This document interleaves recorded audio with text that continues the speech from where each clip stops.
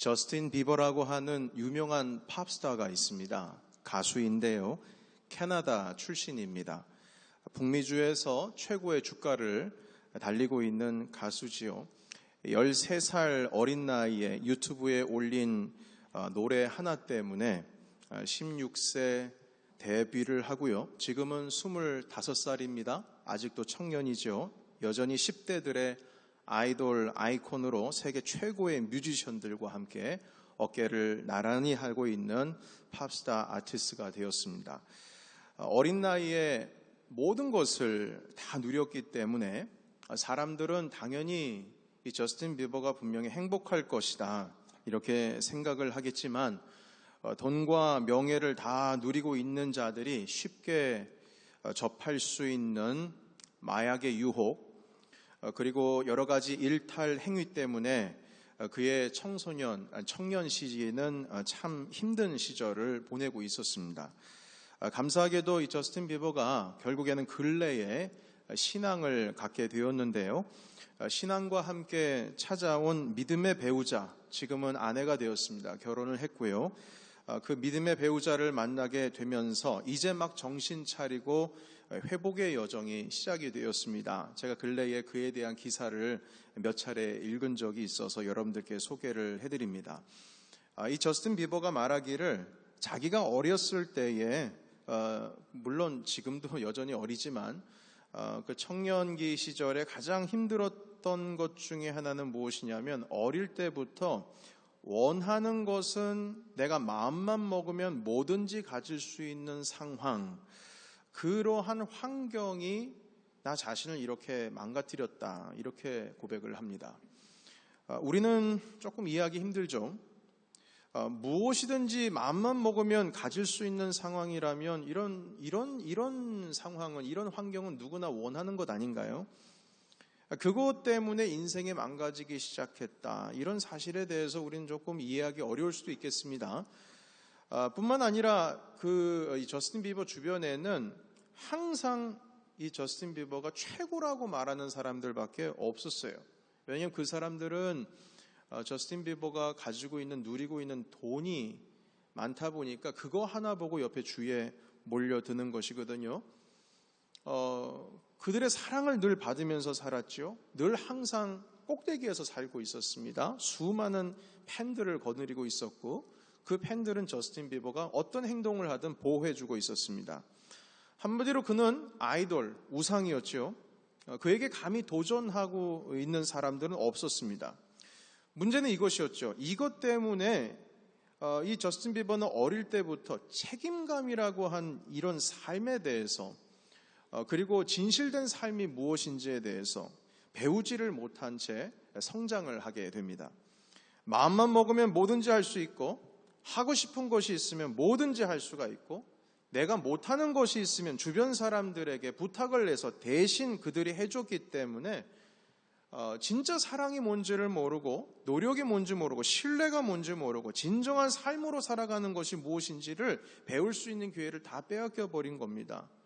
왜냐하면 그들은 저스틴 비버라고 하는 사람을 보고 접근을 하는 것이 아니고 그가 가지고 있는 돈과 명예를 보고 접근을 하는 것이기 때문에 신뢰에 대한, 진정성에 대한, 사랑에 대한 이것이 진짜 무엇인지를 경험하면서 배우는 것을 그 시기를 놓쳐버린 것이죠. 그런데 감사하게도 너무 늦지 않게 하나님을 이분이 이제 알게 되었고 뿐만 아니라 하나님을 사랑하는 배우자를 이제 만나게 되었죠. 그래서 과거에 내가 모든 것을 할 수 있었고 누릴 수 있었기 때문에 잃어버렸던 그 많은 것들, 그것을 이제야 하나씩 배우고 있다고 그렇게 인터뷰했습니다. 그것은 바로 사랑에 대한 것이고 믿음에 대한 것, 신뢰에 대한 것, 인내에 대한 것, 헌신에 대한 것, 겸손에 대한 것, 친절에 대한 것, 이런 것들입니다.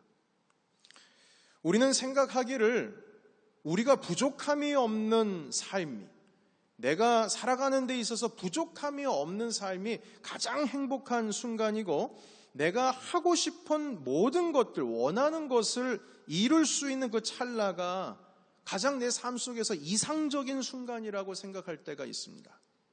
그러나 우리의 주변을 둘러보면 모든 것을 할 수 있고 부족함이 없고 모든 것을 이룰 수 있는 그 순간이 나의 삶 가운데의 가장 이상적인 삶의 순간이 아니라 오히려 나 자신을 무너뜨릴 수 있는 순간이 될 수 있다는 사실을 우리는 또한 쉽게 인지를 하게 되죠. 그리스도인들조차도 내 기도가 응답되어야지만, 내가 원하는 것을 하나님께서 들어주셔야지만 내가 하나님으로부터 사랑받고 있다라고 하는 생각, 그런 확신을 하기도 합니다. 내가 하고 싶은 대로, 소원하는 대로 주님께서 이루어 주셔야지만 그분이 내 하나님이 될 수 있다, 이렇게 착각을 하기도 해요. 그러니까 하나님께서 우리를 선택하시고 우리를 불러주셔서 우리를 당신의 자녀 삼아 주셨는데 이게 거꾸로 된 것이죠. 주님께서 지금 내 기도에 이것 좀 응답해 주셔야 하나님이 내 하나님이 되지, 내가 이렇게 원하는 것, 내 삶 가운데에서 이것 하나 들어주시지 못하면 주님 내 하나님 될 수 있습니까? 저는 주님 섬길 수 없습니다. 거꾸로 된 거예요. 거꾸로. 하나님이 나를 선택하신 것이 아니고 내가 하나님을 선택하는 관계로 바꿔버리는 거죠. 주님께서 내가 원하는 것을 이루어 주실 때만 주님께서 내 하나님 되시고 내가 사랑받고 있다는 걸 내가 알 수 있습니다.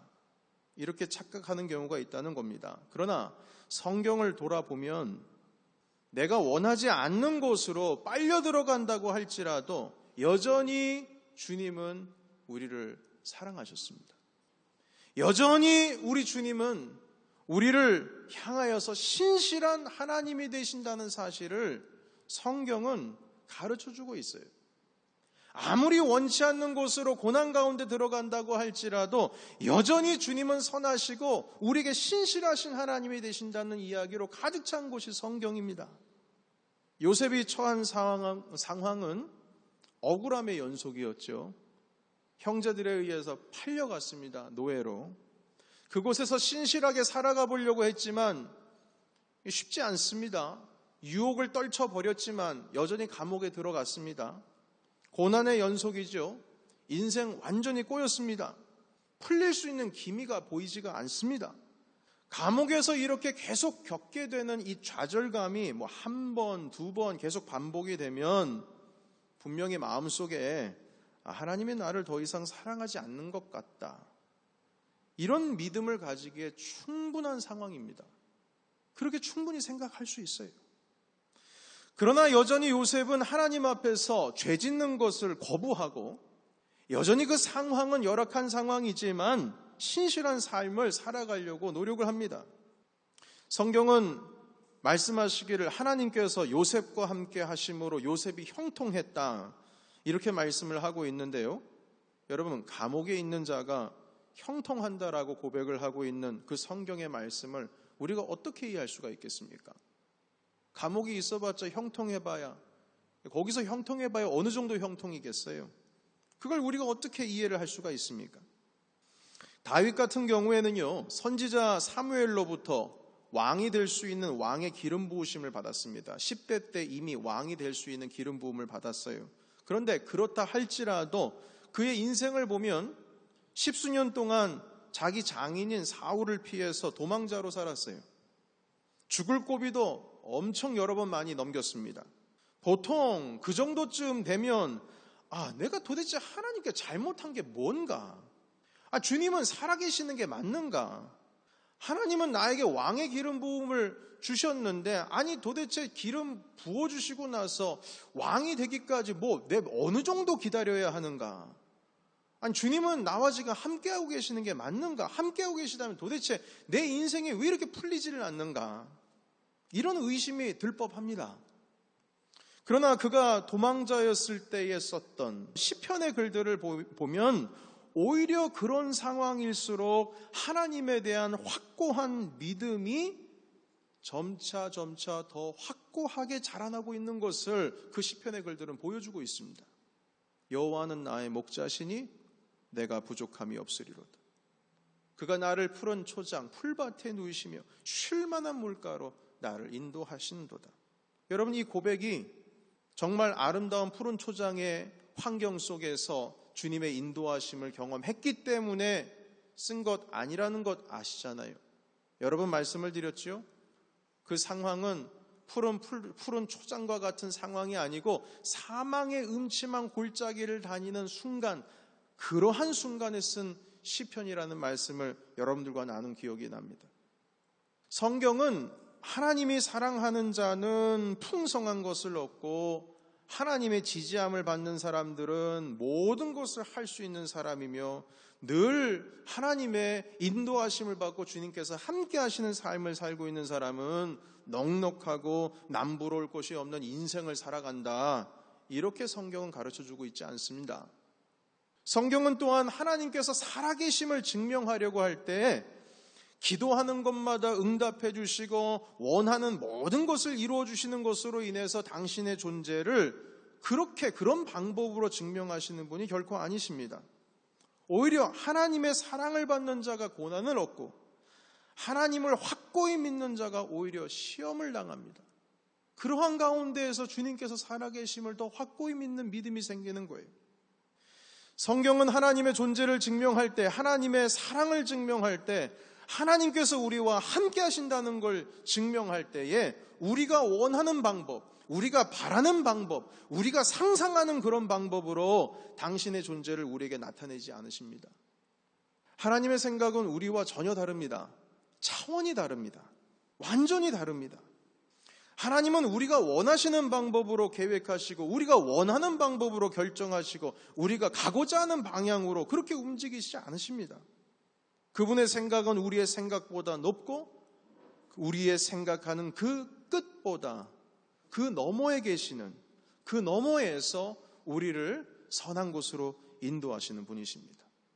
그래서 성경에 이렇게 말씀하시죠. 우리 다 같이 한번 말씀 읽겠습니다. 이사야서 55장 8절에서부터 9절까지 있는 말씀을 한 번 더 우리 같이 읽겠습니다. 8절에서 9절 시작. 이는 내 생각이 너희의 생각과 다르며 내 길은 너희의 길과 다름이니라. 여호와의 말씀이니라. 이는 하늘이 땅보다 높음같이 내 길은 너희의 길보다 높으며 내 생각은 너희의 생각보다 높음이니라. 아멘. 내가 생각하기에는 이쪽 길이 맞는 것 같은데 하나님께서는 그 길의 끝을 이미 알고 계십니다. 그렇기 때문에 우리가 오히려 생각지 못한 바로 다른 길로 주님께서는 인도해 주십니다. 참 아이러니해요. 주님께서 말씀하시기를 생명으로 인도하는 문은 좁고 길이 협착하다 이렇게 말씀하십니다. 우리가 눈으로 볼 때는 이 길은 아니야. 왜냐하면 좁으니까. 그렇지만 주님께서 말씀하시는 것은 그 길이 답이다. 우리는 넓은 길을 보고 주님께서 이 길로 인도하시는구나. 그러나 주님께서 계획하시는 것은 그 길로 들어가 봐야 마지막이 결국엔 사망으로 들어가는 길이다. 오히려 협착하고 좁은 길로 들어가야 된다. 오히려 주님께서 방향을 틀게 하시죠. 말씀 그대로 우리가 생각하는 그 끝보다 더 깊고 더 넓고 더 멀리 바라보고 계시는 주님의 계획하심이 있기 때문에 나는 너희의 생각과 다르고 너희의 길과 다르기 때문에 나를 따라와야 된다. 주님께서는 이렇게 말씀하십니다. 그래서 사랑하는 여러분, 우리는 기도할 때에 우리가 스스로 답을 정해놓고 그렇게 하나님께 막 몰아가는 기도를 해서는 안 됩니다. 답을 이미 정해놔요. 하나님 이겁니다. 그리고 주님을 막 몰아갑니다. 주님 이거 들어주세요. 이거 들어주세요. 그러니까 하나님의 뜻을 구하면서 주님께서 답을 결정하시도록 그 길을 열어드리는 것이 아니라 내가 답을 정해놓고 주님을 막 그냥 몰아갑니다. 푸시해서 몰아가요. 주님 이렇게 응답 안 해주시면 주님 살아계신 거 아닙니다. 주님 응답 안 해주시면 주님 날 사랑하는 거 아닙니다. 주님 날 사랑하신다면 이거 들어주셔야 됩니다. 하나님께서 때를 정하시고 주님께서 이루시도록 물론 우리가 원하는 바가 있지만 그럼에도 불구하고 주님께서 당신의 뜻을 이루시도록 그 결과를 주님께 열어놓는 기도가 사실 차원 높은 기도요. 그것이 주님께서 가르쳐 주신 바른 기도입니다. 내 뜻을 위하여 기도하는 것이 아니고 하나님의 뜻이 하늘에서 이루어진 것과 같이 땅에서도 이루어지는, 내 뜻이 땅에서 이루어진 것과 같이 하늘에서도 이루어지는 것이 아니고 주님의 뜻이 하늘에서 이루어진 것처럼 땅에서 이루어지는, 그리고 나서 우리에게 일용할 양식을 주옵시고 내가 원하는 것을 하나님께 아뢰는, 그것조차도 하나님께서 인도하시는 그 길을 따라 우리가 나아가야 하는, 그것이 바로 바른 기도라는 것입니다. 하나님의 생각과 우리의 생각이 전혀 다르다면 하나님과 우리와의 관계 속에서 중요한 것 하나 있습니다. 그것은 무엇이냐면 하나님을 향한 우리의 믿음과 신뢰입니다. 그것이 가장 중요합니다. 하나님은 언제나 선하시고 그리고 언제나 우리에게 좋은 것을 주신다라는 그 믿음과 신뢰가 있을 때에 결국 하나님의 뜻이 우리의 삶 속에서 온전하게 이루어가시는 그 여정을 시작할 수가 있는 겁니다. 하나님을 향한 우리의 신뢰가 만약에 무너지게 되면, 주님은 선하시다라고 하는 그 믿음이 만약에 우리의 삶 속에서 무너지게 되면 우리는 어쩌면 하나님의 선하심과 신실하심의 그 열매를 누리지 못할 수도 있습니다. 여러분, 요셉의 경우를 한번 생각해 볼까요? 만약 형들에게 애굽의 노예로 이 팔려간 사실을 너무나 억울해하고 힘들어해서 주님은 나를 떠나셨다, 주님은 나를 버리셨다, 만약 그 인생을 자기 마음대로 내버려진 듯 포기하고 살았다면 그 인생의 넥스트 페이지는 어떻게 변했을까요? 보디발의 집에서 말입니다. 만약 보디발의 집에서 그 보디발의 아내가 자기를 유혹할 때에 그래 뭐 될 대로 되보라지, 만약 그 유혹에 빠졌다면 그 넥스트 페이지는 어떻게 바뀌었을까요? 그 보디발의 아내로부터 유혹을 뿌리쳤다 할지라도 감옥에 들어갔어요. 아니, 내가 하나님 아버지 앞에서 죄를 짓지 않기 위해서 이렇게 의롭게 행하고 있는데 그럼에도 불구하고 주님은 나를 구원하시는 것이 아니라 감옥에 갇혀놓고 이 억울한 삶을 계속 반복되게 하시다니 이게 도대체 무슨 일인가? 하나님에 대하여 분노하고 그 인생 될 대로 되라는 식으로 살았다면 애국 왕 바로 앞에 나아갈 수 있는 기회를 얻을 수 있었을까요? 그 넥스트 페이지에 대해서는 우리는 가늠할 수 없지만 분명히 하나님의 선하시고 인도하시는 애굽의 총리가 되게 하셔서 모든 것을 악에서 선으로 바꾸시는 그 하나님의 놀라우신 섭리를 요셉은 맛보지 못했을 거예요. 하나님을 끝까지 신뢰하고 믿으니까 결국 그 열매를 누릴 수가 있는 것이지, 중간에 가다가 나 주님 못 믿겠어, 주님은 날 사랑하지 않으신 것 같아, 내가 내 인생 결정하고 마음대로 내가 틀어버리게 된다면 그 열매를 누가 먹을 수 있겠냐, 이 말인 것입니다. 요셉은 끝까지 하나님은 선하시고 하나님을 향한 신뢰가 그의 삶 가운데 있었기 때문에 요셉은 끝은 모릅니다. 끝이 애굽의 총리가 된다라고 하는 끝은 어느 누구도 상상 못할 일이에요. 물론 요셉은 어릴 때 꿈을 꿨지만 그것이 애굽의 총리가 된다라고 하는 구체적이고 확실하고 정확한 꿈은 아니었습니다. 막연한 것이고 그의 인생 노예로 끌려 들어가면서 그 꿈은 이미 없어졌을 수도 있어요. 여전히 불가능한 것밖에 보이지 않는 그 순간에 애굽의 총리가 되는 그 여정을 계속 이어갈 수 있는 몇 번의 고비가 있었지요. 그럼에도 불구하고 그 총리가 되어가고 있는 그 여정, 주님의 섭리의 그 여정을 계속 이어갈 수 있었던 것은 주님을 향한 신뢰 때문입니다. 주님은 나를 선하신 길로 인도하신다. 그래서 난 여전히 주님 앞에서 오늘도 의로운 삶을 살아야 한다. 내가 노예의 신분이라 할지라도 난 주님 앞에서 주님을 믿어야 된다. 만약 주님을 향한 신뢰가 없었으면 그 여정은 어느 중간에선가 그냥 끊어져 버렸을 것입니다. 다윗의 경우도 마찬가지입니다. 그가 도망자의 인생으로 광야와 황무지와 여러 동굴들을 숨으며 돌아다닐 때에 하나님을 향한 신뢰와 믿음을 만약에 잃어버렸다면, 없었다면 그가 왕이 되기까지 그 여정을 무사히 마칠 수 있었을까요? 그렇지 않습니다. 그 기간이 거의 20년 기간입니다. 20년 기간에 수많은 고비가 있는데 그걸 넘어가요. 어떻게 넘어갑니까? 주님을 향한 신뢰가 있으니까 넘어가는 겁니다. 만약 주님을 향한 신뢰나 믿음이 없었다면 그는 왕이 되기까지 여정 마치지 못했을 겁니다. 아무리 주님을 향해서 신실하려고 해도 계속 반복되어지는 상황, 결국 그의 여정의 삶은 그 신뢰가 없으면 무너져 내렸을 거예요. 만약 그렇게 되면 하나님께서 다윗을 향해서 아무리 선하신 계획을 가지고 있다고 할지라도 다윗이 중도 하차해버리기 때문에 결국 그 열매 끝을 보지를 못하는 것이죠. 하나님의 생각은 우리의 생각과 다릅니다. 그래서 우리는 여전히 벽에 막힌 듯 보이지만 그럼에도 불구하고 주님은 여전히 우리를 향해서 언제나 선하시고 언제나 신실하십니다. 이것이 변함이 없는 진리라면 하나님의 선하신 계획을 이루어가는 데 있어서 가장 중요한 것은 주님을 향한 우리의 믿음이에요. 그 신뢰가 결국에는 하나님의 나라를 성취하게 합니다. 주님께서 믿음으로 가득한 자를 통하여서, 당신을 향해서 끝까지 신뢰하는 자를 통하여서 주님의 나라를 세워나가신다는 겁니다.